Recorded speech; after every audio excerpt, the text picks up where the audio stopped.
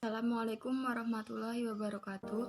Perkenalkan, nama saya Arinda Sumarna, kelas 18A1, NIM 1802050008, Prodi D3 Rekam Medis dan Informasi Kesehatan, Fakultas Ilmu Kesehatan, Universitas Duta Bangsa, Surakarta. Di sini saya akan menjelaskan tentang materi malformasi kongenital. Apa sih yang dimaksud dengan malformasi kongenital? Malformasi kongenital itu adalah kondisi tidak normal yang terjadi pada saat perkembangan janin. Kelainan ini dapat mempengaruhi fisik atau fungsi anggota tubuh pada bayi sehingga mengakibatkan cacat lahir. Pada banyak kasus, kelainan kongenital ini terjadi pada 3 bulan pertama kehamilan, yaitu pada saat organ tubuh bayi mulai terbentuk. Kelainan kongenital dapat terdeteksi pada saat kehamilan atau pada saat bayi dilahirkan.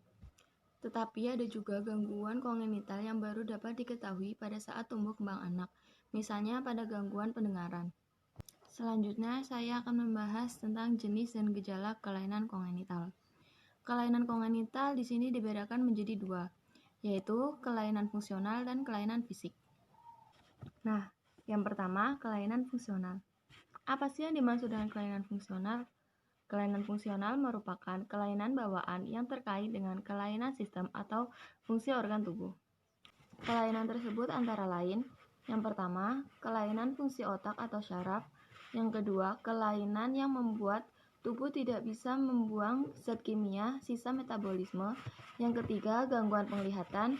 Yang keempat, kelainan yang seringkali tidak terlihat saat lahir, namun memburuk secara bertahap. Yang kedua, kelainan fisik. Kelainan fisik antara lain, yang pertama adalah bibir sumbing. Apa sih bibir sumbing? Bibir sumbing yaitu kondisi terbentuknya celah pada bibir bagian atas, langit-langit, atau keduanya.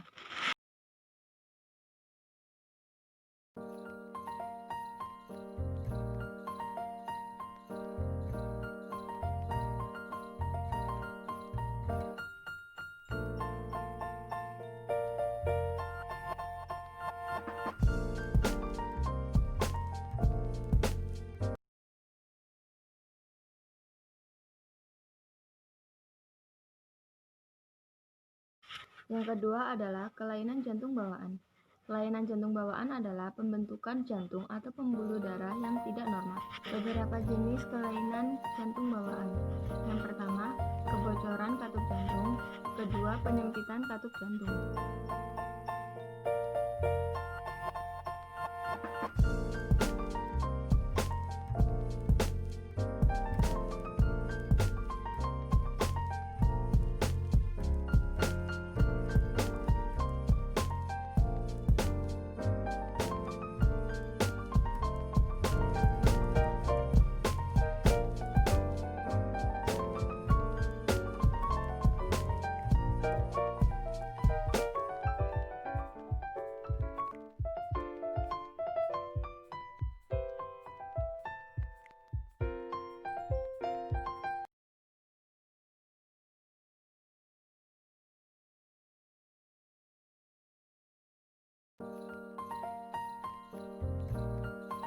Yang ketiga, kelainan bentuk tangan atau kaki. Satu tangan atau satu kaki lebih besar atau lebih kecil. Jumlah jari tangan atau jumlah jari kaki lebih banyak dari normal. Tangan atau jari kaki menempel satu sama lain.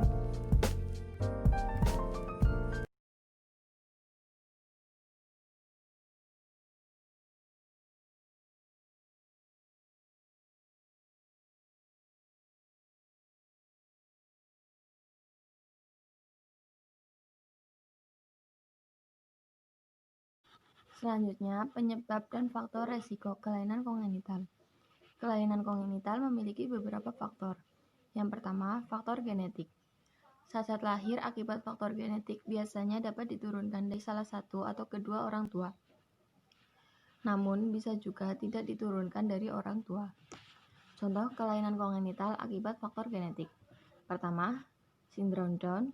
Kedua, sindrom Prader-Willi. Ketiga, sindrom Marfan. Yang kedua, faktor lingkungan. Kelainan kongenital akibat faktor lingkungan terjadi akibat infeksi, paparan zat kimia, atau efek samping obat saat hamil. Selanjutnya, pengobatan kelainan kongenital.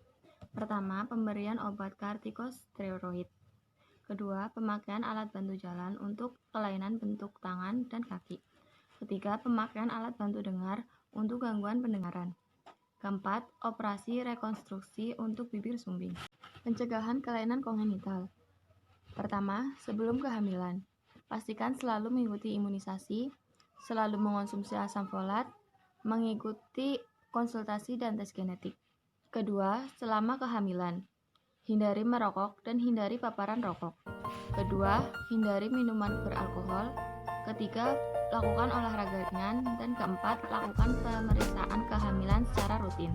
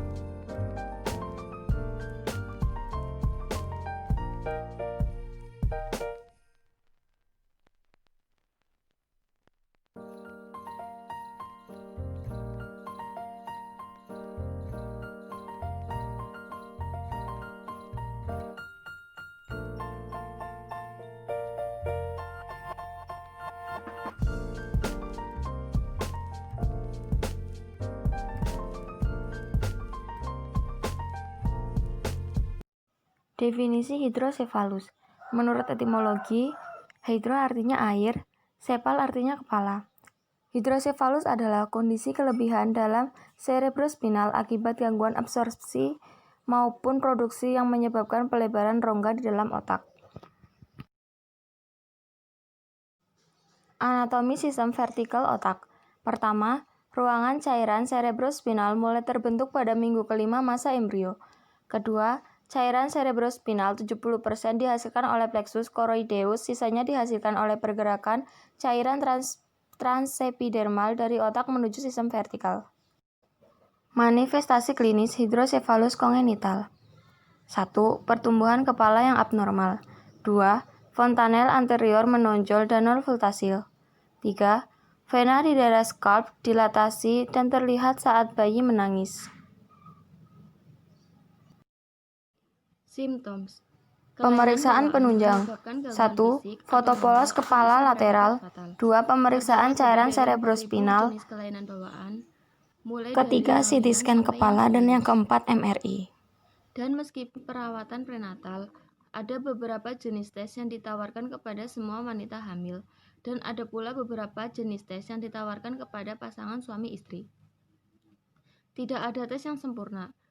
Seorang bayi mungkin saja terlahir dengan kelainan bawaan meskipun hasil tesnya negatif.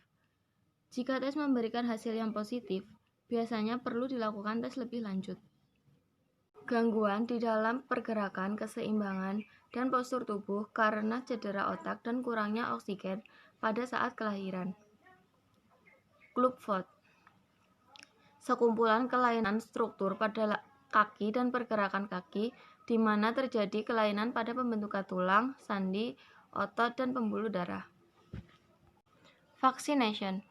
Vaksinasi membantu mencegah penyakit akibat infeksi.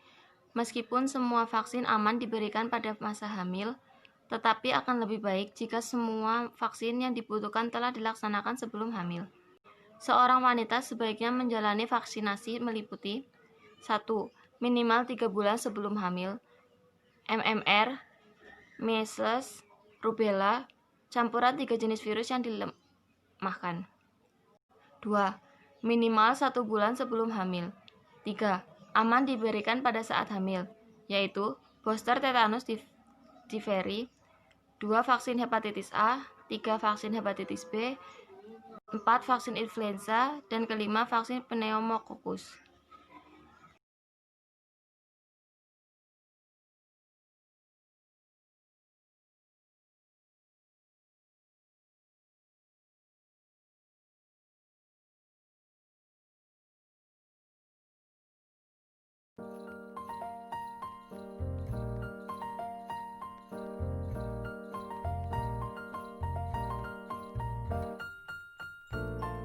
Kelainan jantung, defek septum, atrium, dan ventricle.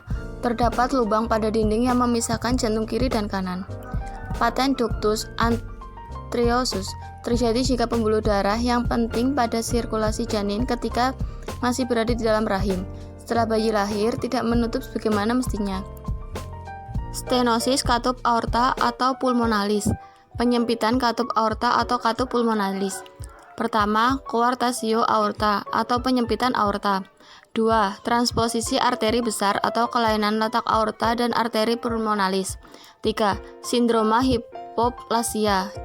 Jantung kiri atau bagian jantung yang memompa darah ke seluruh tubuh tidak berbentuk sempurna. 4. Tetralogi Fallot.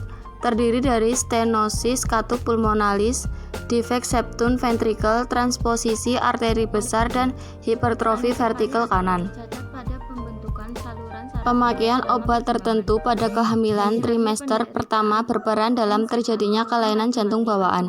Misalnya obat anti kejang vanitoin, thalidomid, dan obat kemoterapi. Penyebab lainnya adalah pemakaian alkohol, rubella, dan diabetes selama hamil. Meningkatkan risiko bayi mengalami kondisi ini, yaitu pertama, kelainan genetik, kedua, kekurangan nutrisi tertentu, terutama asam folat, ketiga, paparan zat racun dari lingkungan dan obat atau makanan yang dikonsumsi ibu selama hamil. Keempat, terlahir dari ibu yang menderita obesitas atau diabetes. Kelima, ibu sering terpapar suhu tinggi, misalnya saat berendam air hangat, mandi uap, atau demam. Ibu sering terpapar suhu tinggi, misalnya saat berendam air hangat, mandi uap, atau demam. Kekurangan asam folat sering disebut sebagai penyebab kondisi ini. Asam folat atau vitamin B9 merupakan salah satu jenis nutrisi yang terdapat pada banyak jenis makanan dan suplemen. Apakah anencefali bisa diobati? Hingga kini belum ada metode pengobatan yang dapat digunakan untuk menyembuhkan. Hampir semua bayi yang menderita kondisi ini akan meninggal dalam waktu beberapa jam atau beberapa hari setelah kelahiran. Oleh karena itu, langkah pencegahan anencefali merupakan hal yang penting untuk dilakukan. Seorang ibu hamil perlu mendapatkan asupan nutrisi yang cukup dari makanan bergizi seimbang, khususnya makanan yang kaya akan asam folat.